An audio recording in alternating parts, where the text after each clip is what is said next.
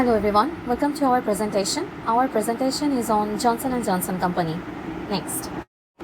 These are our group members, me as Emotion Shur, Samira Islam, Sabiha Binti Lutfer and Irene Jannat Sharma. Next. Johnson & Johnson is an American multinational corporation founded in 1886 that develops medical devices, pharmaceuticals and consumer packaged goods. Its common stock is a component of Dow Jones Industrial Average and the company is ranked 36 on the 2021 Fortune 500 list of the largest United States corporations by total revenue. Johnson & Johnson is one of the world's most valuable companies and is one of only two US-based companies that has a prime credit rating higher than that of the United States government. There are some visions and missions. Visions is that be yourself and change the world, and the mission make diversity and inclusion how we work every day. Next, over 130 years, Johnson & Johnson has maintained a tradition of quality and innovations, and where we can go about some products from them, and it is the number 37 the highest revenue companies in the US. And among them, 250 subsidiary companies are there for Johnson & Johnson. J&J remains at the top of the big pharma list of powerful corporations with more than 82 billion in annual revenue in 2020. Its top products include Tylenol, Stelara, Invega, and various medical devices. Next, here are the objectives of J&J. There are three parts of the objective. Is one for health, second is make, and the third and final one is team up. Here, help people be healthier by providing better access and care in more places around the world. Next, J&J products make the places we live, work, and play healthier by using fewer and smarter resources. The team up with partners and employees to create a culture of health and well-being is also a target part of J&J company. Three business sectors make up its operations: pharmaceutical, which account for 47% of revenues and 58% of operating profits; medical devices and diagnostics, which products 37% of revenues and 31% of operating profits of consumers, which generates 17% of revenues and 11% of operating profits. Through its network of 200 operating firms in 57 countries, J&J produces around 40% of its revenue outside of the United States. The firm and HCA Healthcare Inc. worked together to solve important concerns facing the healthcare industry in August 2022. Thank you. Now I want to give my floor to Samira to discuss the rest of the part of presentation. Assalamu alaikum everyone, I am Samira Islam. Now I will discuss second question of our assignment 2. So basically our second question is analyze the financial health of the company on the basis of profitability, liquidity, solvency, efficiency and valuation ratio. Our company name is Johnson & Johnson and it's a multinational company. For our intercompany comparison, we collected financial information from Pfizer. So first of all, I will discuss liquidity ratio. Under liquidity ratio, we have current ratio, quick ratio, accounts receivable turnover ratio, accounts receivable turnover period, inventory turnover period. So first of all, current ratio. And the formula is current asset divided by current liability, and the answer is 1.35. The measure of 1.35:1 means that current liabilities can be paid 1.35 over out of the existing current asset. For Johnson & Johnson 2021, current ratio is 1.35 and previous year's ratio was 1.21. So here J&J is doing so well than previous year on the basis of current ratio. On the other hand, a little bit lower than Pfizer, which is 1.4, and huge lower than industry average, which is 5.68. Next, quick ratio. Quick ratio formula, current asset minus inventory divided by current liability. Answer is 1.11. Here is the measure of 1.1:1 means the company is able to meet existing current liabilities if they all fall due at once. Turnover ratio formula is net credit sales divided by average accounts receivable. Answer is 6.5 times. Here the measure of 6.5 means the accounts receivable of the company for the year of 365 days turnover for 6.5 times. Maximum time in a period is preferable. For Johnson & Johnson 2021, accounts receivable turnover ratio is 6.5 times and previous year ratio was 6.1 and industry average is 5.62. So here Johnson & Johnson is doing well than previous year and industry average the basis of accounts receivable turnover ratio. On the other hand, little lower than Pfizer, which is 8.29. Then accounts receivables turnover period ratio, and the formula is 365 divided by accounts receivable turnover is equal to 56 days. Here the measure of 56 days shows the length of collection period of the company for the year in 2021. Shorter period is preferable. For Johnson & Johnson 2021 accounts receivables turnover period ratio is 56 days, while previous years was 60, and industry average is 65 days. So here G&G is doing well than previous year, and industry average, the basis of accounts receivable turnover ratio, on the other hand, little lower than Pfizer, which is 44 days. Next. After that comes to inventory turnover ratio. Formula is cost of goods sold divided by average inventory, 3.03. Here, the measure of 3.03 time means the inventory of the company for the year of 365 days turnover for 3.03 times maximum production maximize March inventory turnover. For Johnson & Johnson 2021, inventory turnover ratio is 3.04, while previous year was 3.04, and Pfizer is 3.61. So here Johnson & Johnson is doing not so well than previous year, and Pfizer on the basis of inventory turnover ratio, on the other hand, doing better than industry average, which is 2.04. After that comes to inventory turnover period ratio. Then the formula is 365 divided by inventory turnover is equal to 121 days. Comments. The measure shows that the length of inventory holding period of the company is 121 days. This smaller period is better for the company. For G&G 2021 inventory turnover period ratio is 121 days, while previous year was 120, and Pfizer is 101 days. So here G&G is doing not so well than previous year, and Pfizer Inc. on the basis of inventory turnover period ratio, on the other hand, doing better than industry average, which is 179 days. Next. Now comes to the solvency ratio. Under solvency ratio, we have debt to asset ratio and debt to equity ratio. So first of all, debt to asset ratio formula is total debt divided by total asset is equal to 0.59. Comments. The measure of 0.59 is to 1 means that the company can pay its total debt out of total asset. Debt to asset ratio is 0.59, which is lower than 1. It means the company has more assets than its debt. For Johnson & Johnson 2021, debt to asset ratio is 0.59, while previous year was 0.56, and industry average is 0.29. So here G&G is doing not so well than previous year, and industry average on the basis of debt to asset ratio. On the other hand, Pfizer is doing better than this organization. Then debt to equity ratio formula is total liability divided by total equity.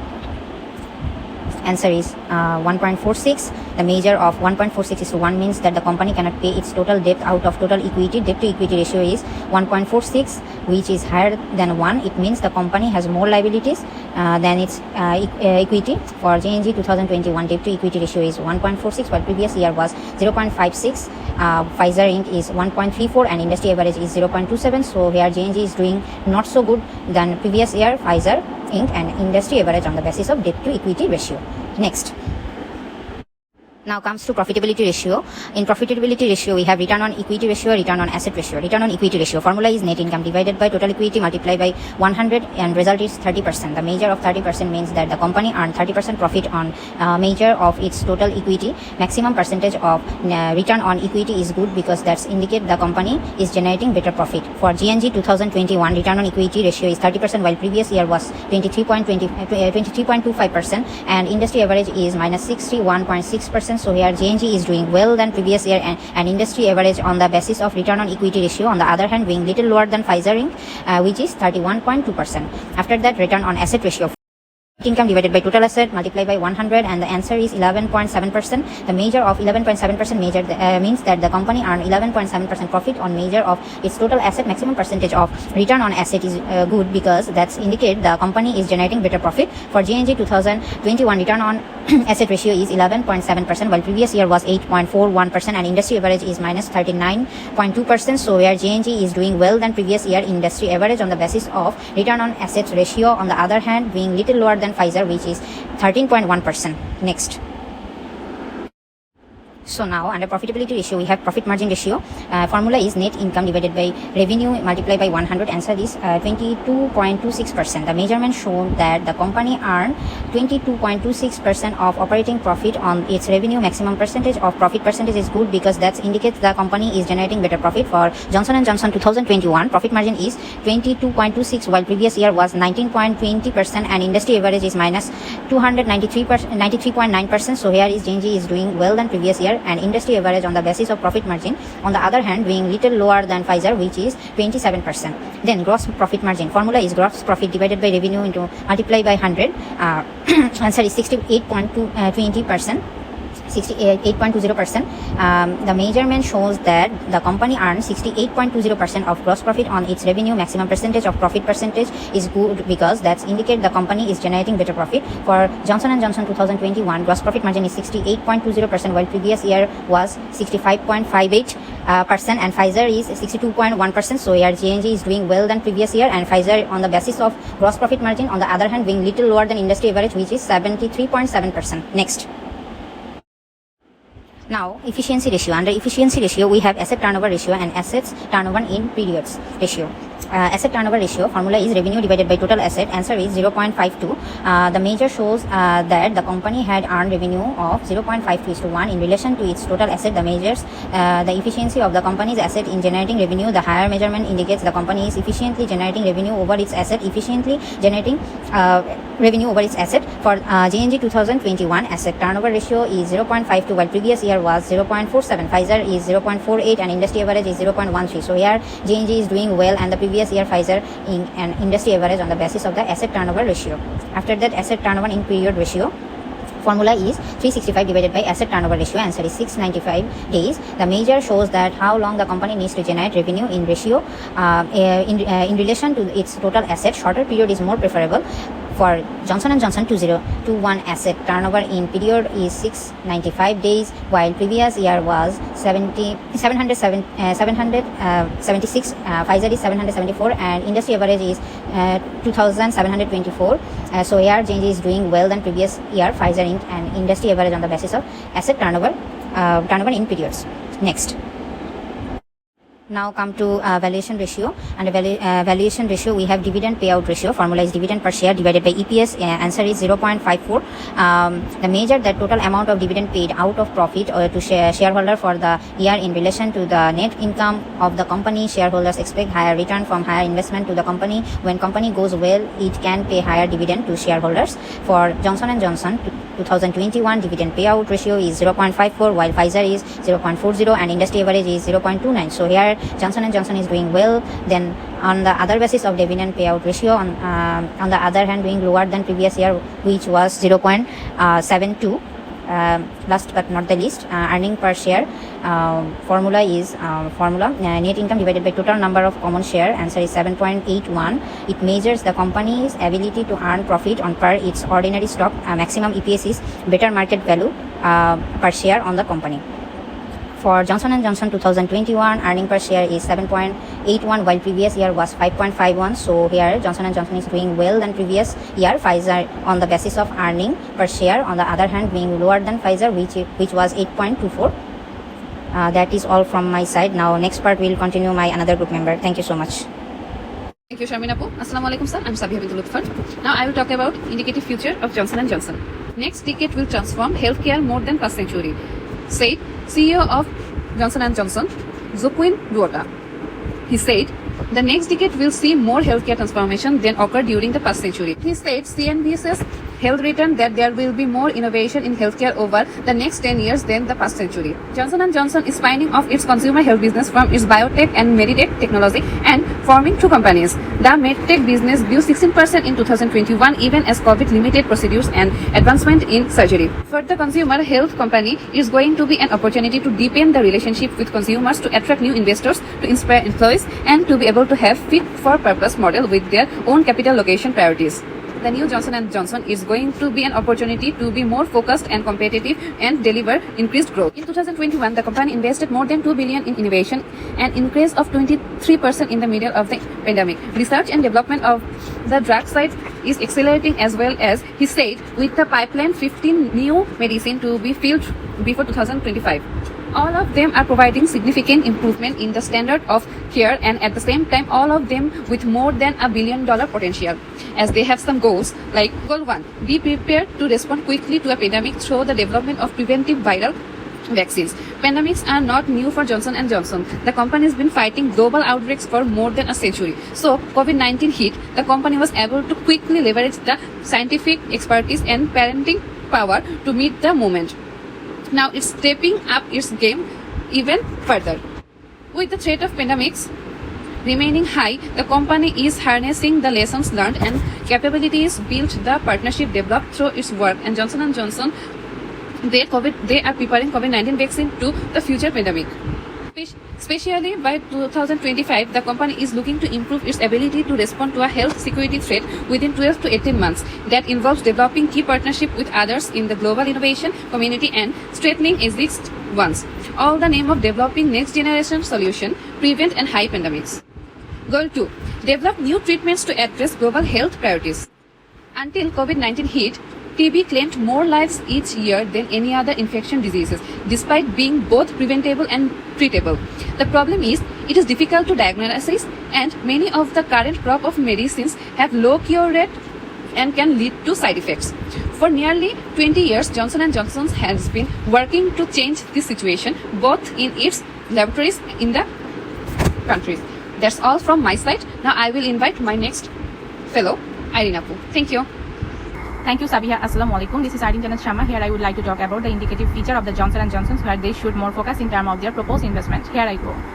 Goal 3. They should strengthen health systems around the world. To health workers' innovation for that reason, they must commit to strengthening primary health system by providing nurses, midwives, community health workers, also creating a link between communities and health systems. And then Goal 4. Johnson & Johnson should focus on create a supporting healthy planet. Several actions can be taken though. Human health and environmental health are inextricably intertwined. That's tourism. Johnson & Johnson has always understood. In fact, the company's history of setting public environment goes back to the early 1990s. Johnson & Johnson has pledged to source 100% of its electricity needs from renewable sources by 2025 and achieve carbon neutrality in its operation by 2030, while also working with its supply to reduce upstream value chain emissions. And the last thing, Goal 5. Now, Johnson & Johnson had taken some steps since the values of diversity, equity, and inclusion are more than 130 years. So, furthering, they had a commitment to tree health for Humanity 2025 goals include growing a diverse team are pledging to 50% women in management position, 35% in management position in the US, 50% growth in Black and African American employees in management position, also positioning and expanding market in developing countries by launching a new product will increase the long-term operational growth. Next slide, please. Last but not the least, overall it can be stated that Johnson & Johnson should associate with the proposed investment fits within the organization's strategic intentions and innovative way. The most idea was to take position and expand their market to developing countries. So they should start the strengthen health system around the world, support a healthy planet, do ambitious climate action, and using advanced diversity, equity, inclusion across to its suppliers. Last of all, I would like to thank my honorable teacher right by me for listening our presentation. That's all.